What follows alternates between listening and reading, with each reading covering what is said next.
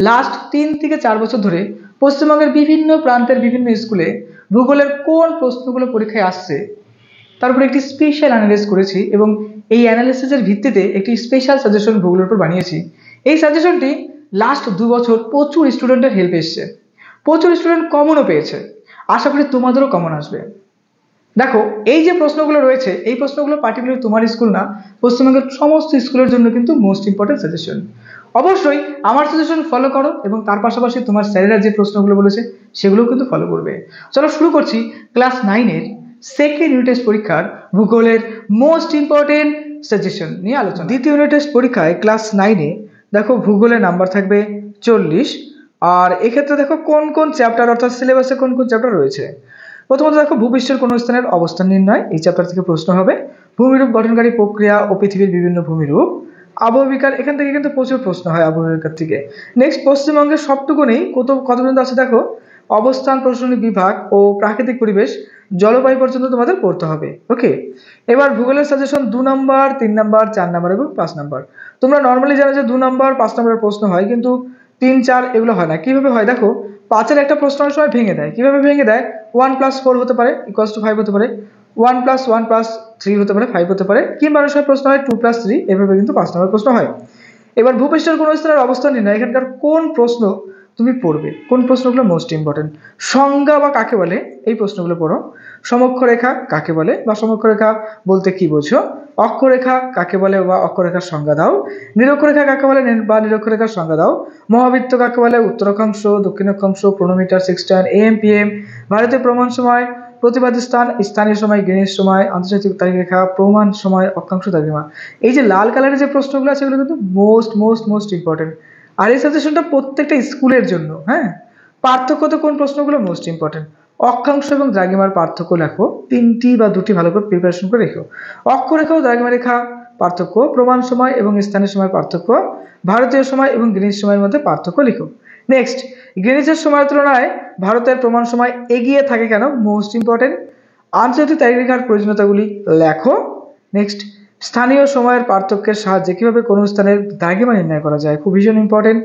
Next, নিরক্ষরেখায় অবস্থিত কোনো স্থানের প্রতিবাদ স্থান নিরক্ষরেখাতে অবস্থিত ব্যাখ্যা করো, one of the most most important. এটা কি বলতো, অনেক সময় অনেক স্কুলে রিপিট হয়, কিন্তু প্রচুর স্কুলে এই প্রশ্নটা আসে। কোন স্থান এবং তার প্রতিবাদ স্থানের মধ্যে সময়ের পার্থক্য 12 ঘন্টা, চিত্র সহ ব্যাখ্যা করো। হ্যাঁ, এই রিলেটেড কিছু কিন্তু অঙ্ক করতে হবে, যেরকম ধরো দ্রাঘিমা, হয়তো বলতে পারি যে কোনো স্থানের সময়, সেভাবে কিন্তু তার কিছু অঙ্ক থাকে ভূগোলের, আর প্রশ্নগুলো খুবই ইন্টারেস্টিং হয়, অবশ্যই করে রেখো। হ্যাঁ, ভূমিরূপ গঠনকারী প্রক্রিয়া ও পৃথিবীর বিভিন্ন ভূমিরূপ, এখানকার সংজ্ঞা বা টিকা আকারের প্রশ্ন। লোয়ের সমভূমি কাকে বলে, লোয়ের সমভূমির টিকা লেখো, এরকম হতে পারে প্রশ্ন। গ্রস্ত উপত্যকা কাকে বলে বা গ্রস্ত উপত্যকা সম্পর্কে একটি টিকা লেখো।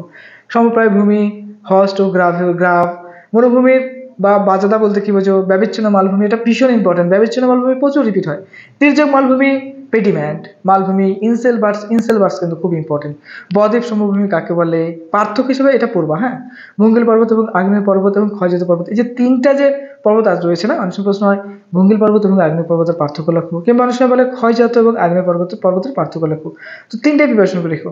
মহাসাগরীয় পাত এবং মহাদেশীয় পাত বলতে কি বোঝো, কি বলি, পার্থক্য লেখো, মহাসাগরীয় পাত এবং মহাদেশীয় পাতের মধ্যে পার্থক্য। নেক্সট, অভ্যন্তরীণ শক্তি এবং বর্জিত শক্তির পার্থক্য। এবার আসছে মোস্ট ইম্পর্টেন্ট, মহিভাবক এবং গিরিজনী আলোড়ন এর পার্থক্য। পেডিমেন্ট ও বাজাদা, স্তূপ পর্বত ও গ্রস্ত উপত্যকার পার্থক্য।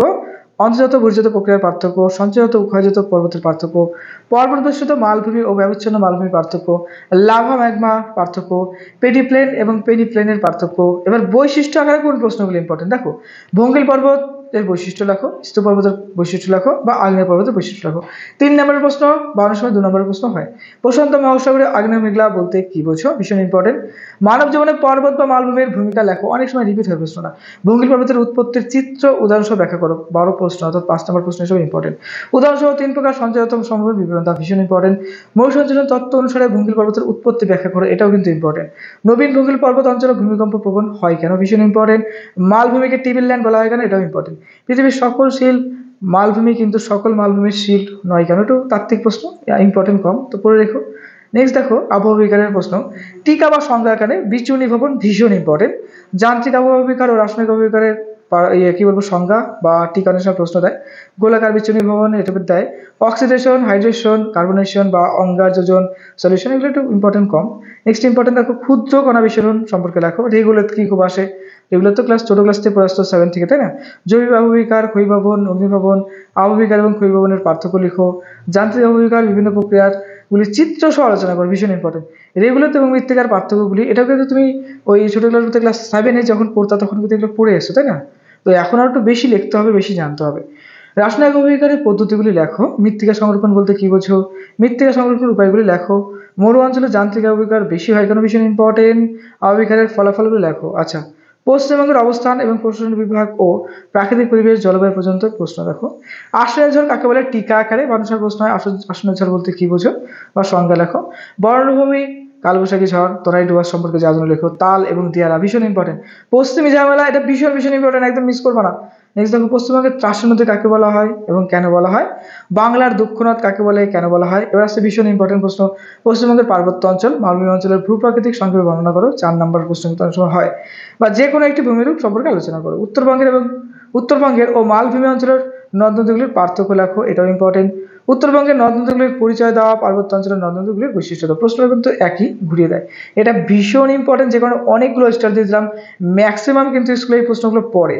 সুন্দরবন অঞ্চলের নদী সম্পর্কে যা জানে রাখো, এটাও ম্যাক্সিমাম স্কুলে পড়ে। মালভূমি অঞ্চলের নদ নদীগুলি সম্পর্কে যা জানে লিখো, এই প্রশ্নটা ঘুরিয়ে দেয়। হ্যাঁ, নেক্সট ভীষণ ইম্পর্টেন্ট, প্রচুর স্কুলে কিন্তু এই প্রশ্নটা করা হয়।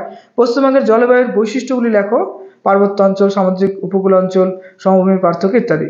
নেক্সট, পশ্চিমবঙ্গের জলবায়ুতে মৌসুমী বায়ুর প্রভাবগুলি আলোচনা করো, এটাও কিন্তু প্রচুর রিপিট হয়।